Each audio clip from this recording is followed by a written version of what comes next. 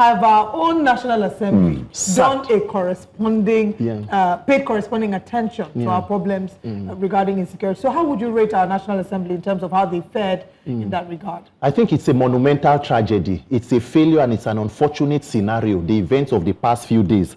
And anybody who is a public office holder, especially the parliament, should be thoroughly ashamed of themselves. This is an indictment of leadership in the country. It is almost the absence of leadership or leadership that is complicit in the misfortunes of its people. Aside the US sitting down to discuss Nigeria's security for more than 3 hours, grilling its own officials, the incidents in the country that have happened within the last few days call for deep introspection on why we spend the kind of money we spend servicing the lives of lawmakers who in a time of tragedy will rather choose to attend a defection party of a politician rather than sit to talk about the issues. To begin with, we have seen issues of the Kebbi state governor complaining about, intelligence that was given to military that was not used, and somehow military officers security was taken out, and then somebody went there to take out some children. We heard the story from the former governor of Kaduna State accusing the current government of spending 1 billion naira on terrorists or bandits.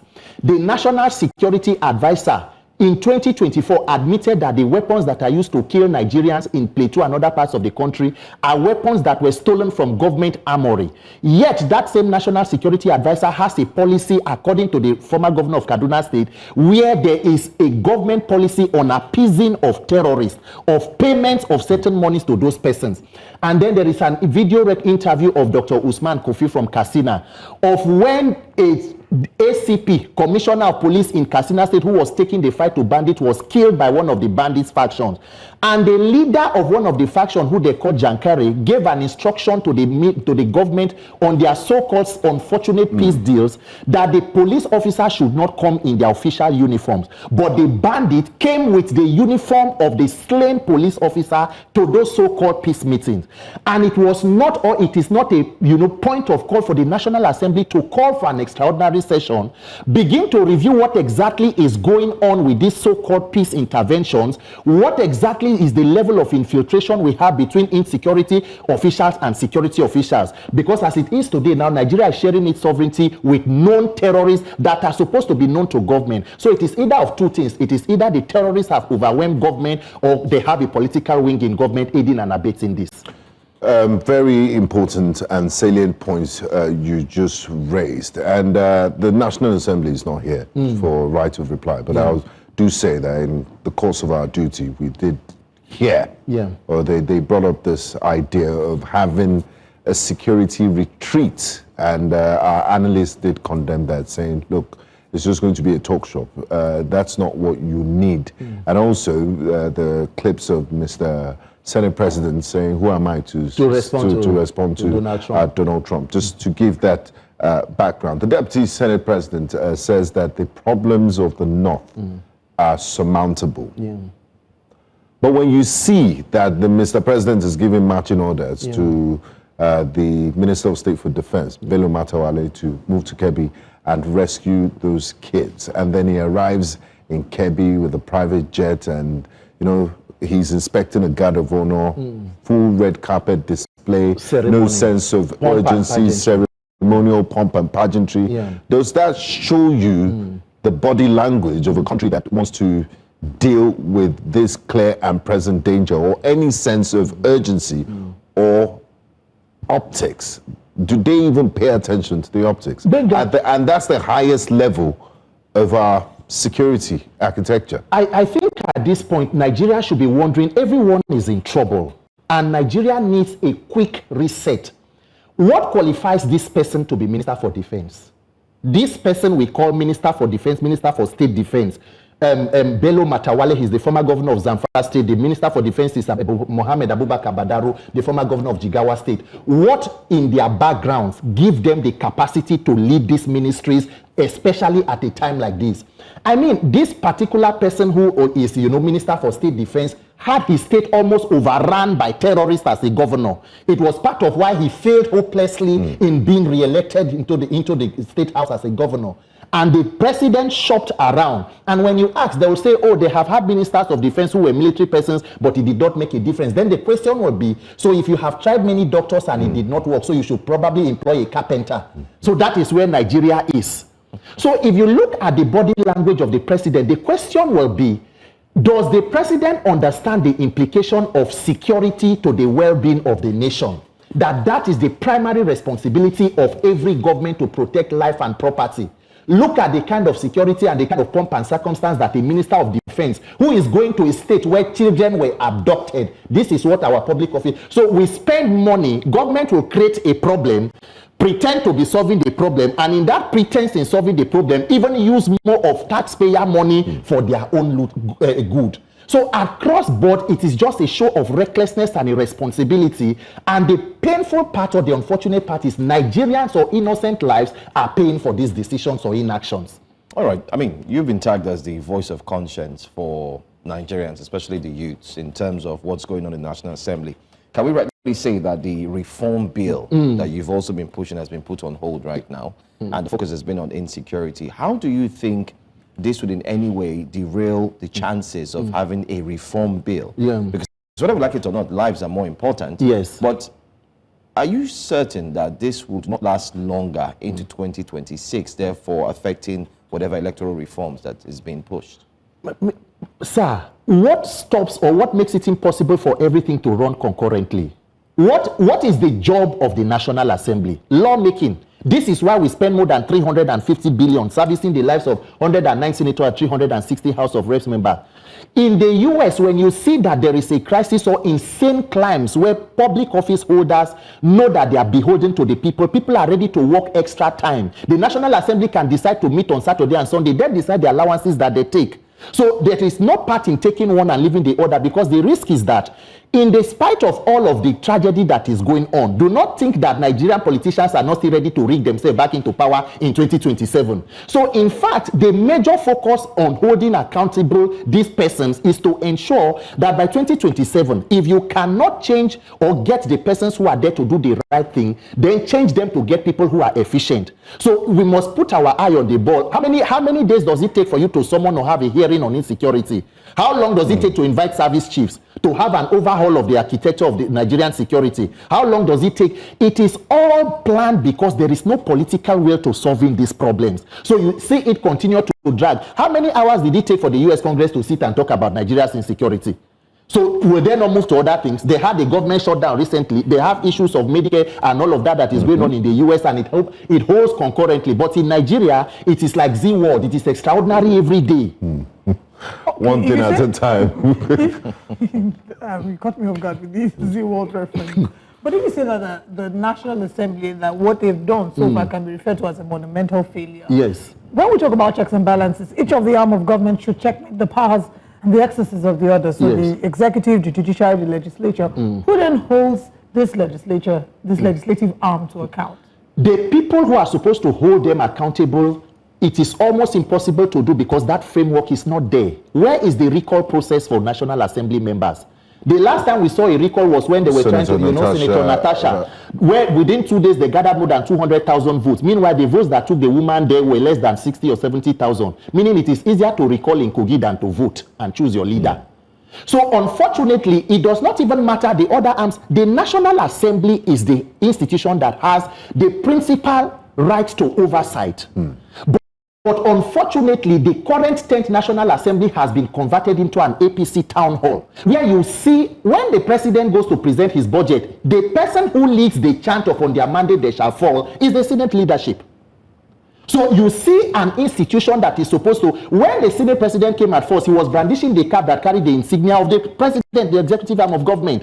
It was when there was public outcry, they had to pretend to take it out. And when the president came, and guess what was the president's response? You all are re-elected. That was what the president said. A group of persons who have a country that is in extreme and multi-dimensional poverty, where sovereignty is shared between commander-in-chief and terrorists. And you see lawmakers sitting down, interested in more of partying. If this government government has invested the time they used in politicking, trying to put every governor or politician into turning Nigeria to a one-party state, if the president and the government invested half of that time into security, they would have done better. I want us to talk, let's veer off a little now that you mentioned this on your mandate to stand, because every time when you bring it up, it feels like we're making too much noise about something that shouldn't be a big deal. Recently, at the judicial, the body of benches inauguration, right? When they were having that event, the On Your Mandate We Shall Stand anthem was being sung as opposed to the national anthem, and the judges were being attacked for rising. And I remember saying here that what did you expect the judges to do? If the president comes in, there's no way they will be sitting. It is the army, the music team in charge of the day, the band, the brigade of guards. Yes, they were the ones that claimed that.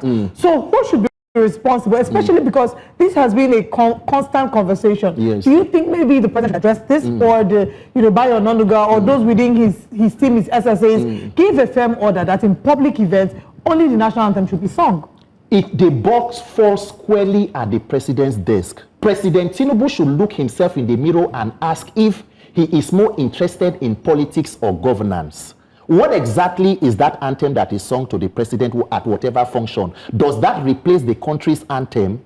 They changed the former anthem within a space of how many hours to a new anthem? We thought they were so beholden to the anthem. So how come a political campaign song replaces a leader's entrance even while governance? There should be a time for politics and there should be a time for governance.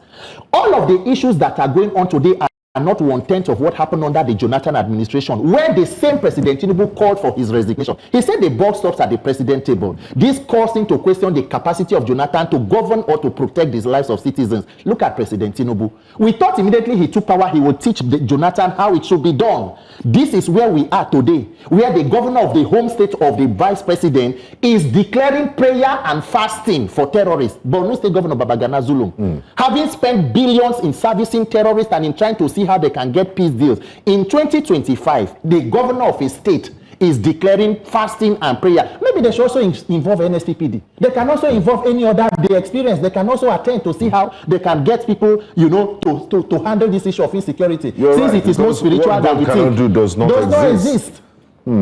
Let's talk about, I would like our producers to put up the tweet looking at the president's statement rather on the release on the recovery or release otherwise, depending on which context of the school children that were released. There you go. That's President Bola Ahmed Tinubu's statement.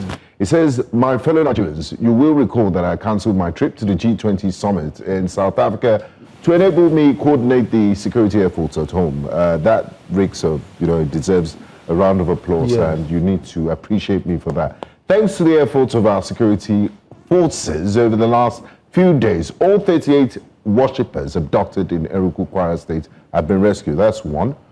Security forces, one. I'm equally happy that 51 out of the missing students of the Catholic school in Niger State have been recovered. I'm closely monitoring this security situation nationwide and receiving continuous updates from the front. Before you go ahead, just to confirm, how many of the missing students? We don't have exactly but the out of the missing students. I mean, the Catholic, there was a statement yesterday that they're about 300, and that was missing in the president's statement.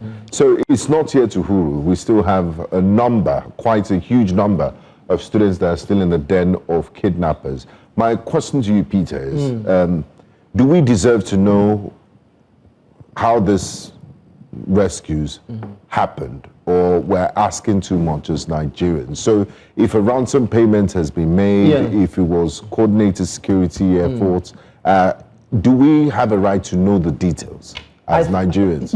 As a citizen watching this statement from my commander-in-chief, I feel more despondent. I feel it is more unfortunate than for someone to even rejoice over. The first line talking about not going for the G20 summit, the question would be, what was Mr. President going to do at the G20 summit? What has all the foreign trips between 2023 and today, what has it brought to Nigeria? If we do not have anything that, brings value to the country, I think the government of the day should sit back at home and fix this country. Secondly, we talked about what is the meaning of that statement or that line where they say the 51 children from Niger have been recovered. What is recovery? Because they can't put out a statement, say they escaped. President said they were recovered, like missing items that were found somewhere. I don't know this kind of calisthenics with government. How many exactly were the children that were taken from Niger State? It's missing in that state. How many of them are missing in this statement? The so-called, release of the persons or captives from Kwara State, what exactly went on? Imagine hearing a statement from the president where your commander-in-chief tells you that in the operation to release these 38 people, we had so brigade of command led by this person who took the fight to this person. They suppressed or neutralized the persons and were able to gallantly take back our citizens. Said it this morning. Imagine the pride with which you will listen or read such information. Project strength. Project strength and capacity. That is what a U.S. president will do when he says that their military will go in here at a time and place that is convenient to them. So does this infer maybe that there might have been some deals that were That is the problem, because if that kind of statement is not clearly spelled out on what went out, it might seem that we have even more problem or questions to answer. Was money paid for this? Are we still trying to refinance or strengthen the capacity of this same? Look at what terrorists are doing on social media. Within the last few days, have you looked at the social media space? TikTok. I think that Nigerians, almost everywhere, meaning Nigeria, apart from politicians who created the problem and the terrorists, need to go for rehab or some sort of therapy. We are all traumatized. Traumatized. Okay, so now, what would we say should be the legislative instrument that the National Assembly should build to hold the executive to account, to make sure that the executive does what it would do? President Bola Tinubu in his statement has said that every Nigerian deserves security and he will not relent. He will ensure that he guarantees that. So how should the National Assembly react to this going forward? When the President Tinubu realized that all Nigerians deserve security, I don't know when he did that anyway, but the actions within the past 2 years, counting going to 3 years, have not proven that they prioritize security. Because part of the problem will be even the National Office of the National Security Advisor. For the first time in a country, it seems like the president outsourced issues of insecurity to the Office of National Security Advisor, and the president is more interested in politicking. I'm wondering why a state of emergency was declared in Rivers State, and up till today there is no state of emergency in any part of the north. And then when it comes to the 10th National Assembly, I think that this National Assembly is helpless in its own way. It is almost impossible for them to live up to whatever expectation, because every instrument that should be wielded as an institution for oversight has been buried with politicking. Therefore, there is even no bar. The only capacity this National Assembly have is to be a money point assembly, to approve loans without inquiry, approve loans without any commensurate investigation. I think the only place that National Assembly have not approved loans for this government is money point and PAMPI. Because those, when they borrow from, like you borrow from fair money, you clear CUDA. That is what they have the capacity to do. And it's unfortunate. If Nigerians want anything to change, it must become a citizens' movement and a citizen demand. Nigerians, this is an opportunity for everybody that is well-meaning to come together and mobilize. First of all, to know that we need to put pressure to solve the current issue. And by 2027, to liberate ourselves. Because as it is today now, the APC is not just bad government, it is an affliction. Now, Peter, over the weekend, the Inspector General of Police, Mr. Egbetokun, did issue a statement saying that because of the times we're in, unprecedented times, he's ordered the withdrawal of special protection that units. Is about the 110 from VIPs, because we find some policemen holding bags, even at the Wadata Plaza the other day, we saw members of the Special Forces Intelligence Response Team. It's just like a Navy SEAL Team 6. They were fighting or preventing people. They were in that picture in the Wadata Plaza. What do you make of this decision, which is coming at the umpteenth? I mean, we've lost count of it. He said that's the withdrawal a few times, like you rightly mentioned, and they've also banned the checkpoints too. So most IGs do that, but the reality is different. Okay, maybe anybody can run a quick check and go to any government house or any public office holder's office today and know, so that we can do on the spot assessment. Or celebrity. Or any celebrity. Because in Nigeria today, even a Yahoo boy, if you have some cash, you can get. We have seen pictures of so-called, whatever, going to public functions, and you can take like 4 or 5 mopo. They will even help you carry your cash, open your bag for you, carry madam's purse and all of that. The question is, is the Nigerian security outfit structured to protect the people or to protect the elite? It is up to all of us to decide exactly what we call, and that is why a time like this calls for deep conversations on what the National Assembly can do. Imagine talking about what exactly state policing should be able to do at this point. Imagine governors coming together to say, is it a time to really have true federalism, for us to decentralize this power and then see how security at the state level or local level can be strengthened? These are the conversations we should have. According to the former IG of police, the late Solomon Arase, out of the about 370 or so thousand police officers we have, more than 200,000 are drafted to protect these persons that the IG is talking about. So who's left? Could that be the more reason why the president has also agreed to that these police officers should therefore be moved into the field to protect the people? And by the way, they said they're going to replace them with NSCDC forces, and these ones would have, the ones with rifle will be now switched to protect the elite. Does it make any change? Because if you're going to take the NSCDC officers are also needed to, they have the role that they play constitutionally. So are we robbing Peter to pay Paul, or what are we trying to make of it?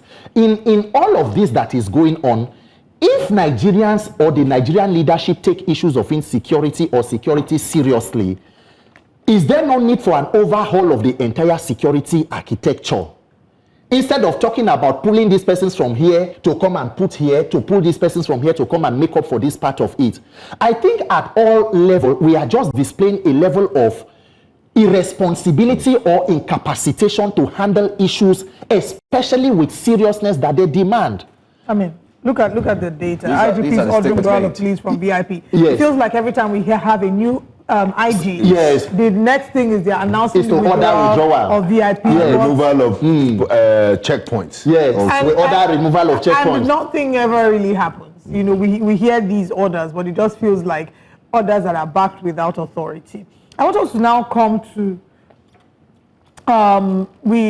this is 2003, Tafa Balogun. These are lists from 2003 to 2023 of IGPs that ordered withdrawal of police from VIP. Yet this dirty December, we see them in full flight. And even IGP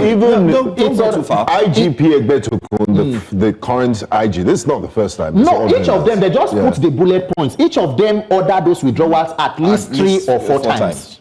Each of the IGs, they are just highlighting. Is it an exercise in futility when you know that these orders will not be carried out? I don't know, but I also feel that we can also look at it from this aspect. I mean, like I said, you've strongly been what they've tagged as the voice of conscience for the people. Well, let's also look at it. The police officers also need to survive. Yes. And according to what is being said, once they are attached, an attaché or so, to an elite, they earn more. They are taken care of more.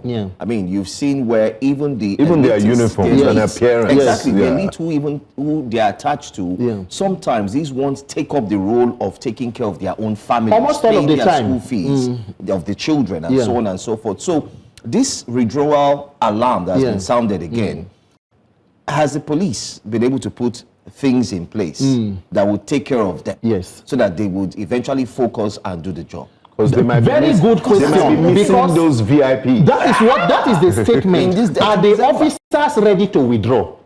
Good. The officers who you want to withdraw, are they in the frame of mind to withdraw? When you take somebody from a place where the person is having a field day, which one is easier? And then again, in all seriousness and with all sense of responsibility, the military is being accused by a sitting governor of having taken an intelligence and somehow compromised on it in Kebbi State. So is it just an issue of moving officers, or there is a fundamental problem within the security agencies itself? What happened with the sabotage? What happened with the investigation from Yelewata? How many meters was a military checkpoint when the persons came in and carried out that massacre? What were the officers who were there said to have done? So if you are moving police from here to, is it what the military could not do that the Nigerian police will do? What exactly are you putting as the framework to ensure that moving them brings efficiency? Is it just moving people? Exactly. A people who have become very, satisfied with the kind of life they live with, following, that is why an officer can be okay to hold Madame's purse or even go to a buffet and take. We saw the video of a former Nigeria's ambassador where her police officer did not only hold her purse, he went to take food on her behalf and brought to serve Madame. They'll even help you wear your sandal. Adjust whatever, do school runs for you. Very, very. So what is the political will to make law enforcement become truly law enforcement? I want to take, the I want to take the conversation slightly to a slightly different, sensitive area. Yeah. As we talk about insecurity, how important is the issue of genocide in the conversation about insecurity, especially as we've seen in the U.S. That was an argument, a huge argument that happened within the U.S. Congress live hearing. Recently, movie director Daniel Etten put out a movie, The Herd. It has caused serious issues on still ongoing online. People are arguing. While some are saying this is a reflection of our current reality, and they're applauding him for being bold. There are others who are saying, oh, it's framing the North in a negative light. So it's generated conversation. So how important is that conversation about genocide? I wish that the northern part of the country would be as angry as they are about these nuances against terrorists themselves than against persons who try to portray whatever picture that is ongoing. If there is no, look at the hypocrisy in what we are talking about. The US president said, oh, there is a Christian genocide. The Nigerian government, our response was that, look, you are not even saying it as bad as it is so. It's not only Christians. They are killing Muslims, they are killing pagans, traditional, everybody is being killed. The US president said, okay, go fast and take out the terrorists, move quickly. Or we will come guns a-blazing, the statement of President Donald Trump. Now the question will be, if everybody agrees that people are being killed, who has a problem with taking out the killers? So people begin to protest against the US position, not against the persons who you agree that are killing you. There is a fundamental problem with such a system. So whether you want to call it genocide or massacre or whatever it is, do we have a consensus that it should end? And that, so when you now see certain religious leaders or traditional leaders from the part of the North come out to take a position that seems to tacitly give support to the terrorists, then we have more problem than we think we have. We have seen statements from people like Sheikh Gumi and all of them on social media. When you come and tell people how, oh, you see, bandits are just taking children for kidnapping them, not to kill them, but for ransom. That, these people are your brothers and this. Where exactly is the northern rage against terrorism? Where are the northern elites, the northern traditional leaders, religious leaders? Where is the rage against terrorism? Under the Jonathan administration, there were reports that have been verified. Curses were being laid on the government and the president in religious houses. Today, a governor is saying we should declare prayer and fasting for the bandits. The tables have turned. So are we a serious people who value human life? In 2025, we are talking about having peace deal with terrorists, and the people who are drafting the terms and conditions are the terrorists. We cannot be a serious country. Very important questions you raised. Now, just before we begin to wrap up the conversation, you're one who interfaces with ordinary Nigerians. What would you say to citizens who feel abandoned by their representatives in Abuja that and feel a sense of hopelessness that nothing has been done? Because schools have abruptly closed down. They have, instead of dealing with the issue, they've decided to, withdraw the kids, to let them come home because of the incessant insecurity.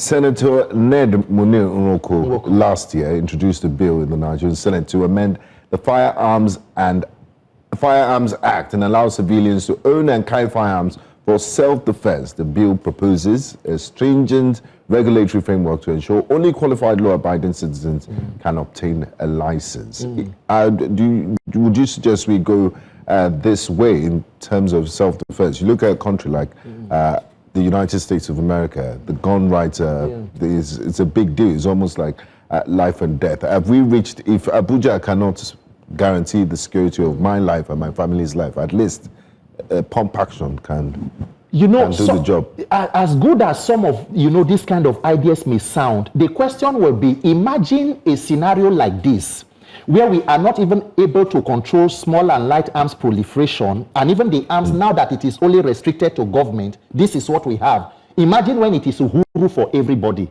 then it becomes survival of the fittest. So you can just wake up and somebody should just wake up and take down about how many persons, because we know that it has become Any place where there is no accountability and there is no control, we're not right for it. It is lawlessness across board. So for Nigerians who will be feeling hopelessness is not an option of becoming despondent, because being frustrated about a system does not insulate you from being a victim of that system. The persons in Iruku in Kwara State were probably not even paying attention to government. They were in a church. They were having some service, preaching. So you might, where 2 or 3 are gathered, 4 or 5 others will take F-47 can scatter them now. That is where Nigeria has reached. So as Nigerians, we should be thinking of, no matter how long oppression may have lasted over a people, if a majority say enough, it will be enough. And for how long do you fight for freedom if you are under oppression? For as long as it takes. The journey to nationhood or to an egalitarian society is not a sprint, it's a marathon.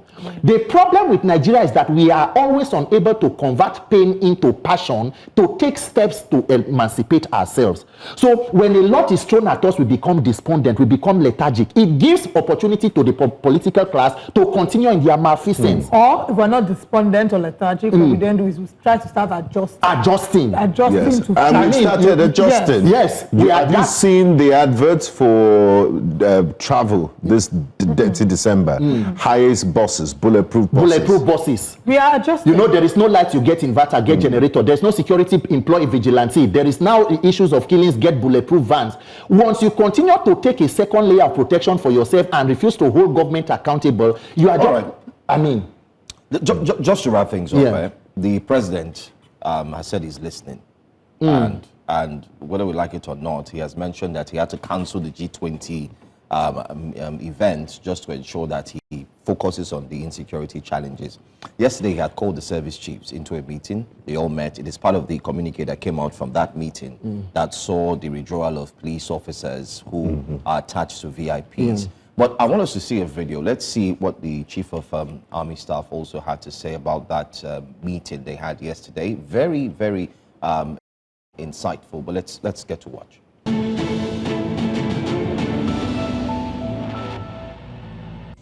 Yeah, thank you very much.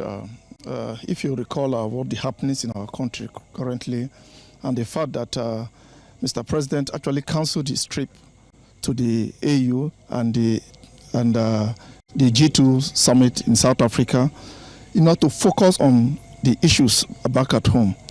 And we're just coming out from the situation room currently, whereby the president actually chaired that meeting and to also brief him on some of the things that have been happening since this unfortunate incident has happened in the country.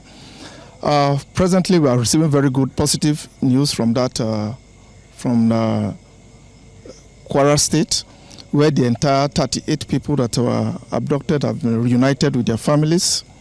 And progress is also made from Niger State, whereby we have 51 of those students that have now reunited with their families. For Kebbi State, our efforts are also yielding positive results. Progress is being made substantially in that aspect. And all security forces are still deployed there, cordon of the whole general area, whereby we expect that we'll have some also news from that general area. During the directive meeting with Mr. President, he also made mention of the fact that or made certain pronouncements and give certain directives which actually concerns the police, and I believe that the IG will also make that public. That's the Chief of Army Staff, Major General Waidu Shaibu. So that statement, I mean, most times referred to as that as well, but I think with what he said, we can now build confidence that as we look forward to the end, there's hope at the end of the tunnel. Okay, you build confidence. You don't look that. No, but that's what he said after the meeting. Why was the former service chief taken out? Chief of intelligence. There's also, I mean, the IGP was there. Everybody, Chief of security, all of them, they were there. How many times have they been there? They always go there now. That is part of the routine to meet with the commander-in-chief of armed forces. The problem or the question is, does the government have the political will and capacity? Mr. Hassan, where is the list of Boko Haram or terrorist sponsors that the government claimed to know about, beginning even from the Buhari administration? Who is shielding known terrorists or terrorist sponsors and financiers? So all of these kind of statements and platitudes, for how long do we want to continue in this direction? The appeal to be to President Tinubu, look, Mr. President, God has been good to you. A former governor, former senator, national leader, your wife a 3-time senator. It has come to a point where we should realize that the destiny and the moving forward of Nigeria is more important than any political ambition that you may have. Between now and 2027, the president should forget about whatever second-term ambition, focus on holding Nigeria together that this country does not degenerate, hand it back over to the hands of competent persons who will stop the bleeding and begin the healing. Let us begin to rein on the national security affairs and get security officials who are interested in defense and not the politics of defense. The ministers of defense are politicians, and if you know that these persons are unable to deliver, let the commander-in-chief be seen to be commander-in-chief of armed forces and not a commander-in-chief who is ready to sit and share sovereignty of a country with terrorists. It is unfortunate. It really is unfortunate. I remember when the governor of Zamfara State, Governor Dauda Lawal, said he knows where the terrorists We know where they are. We know their family. He will finish them. Nigerians just want to be able to have a safe and a secure country. There are many questions I want to ask you, but Peter, would have to have a part 2 of this conversation. Thank you so much for joining us this morning. Absolute pleasure. All right.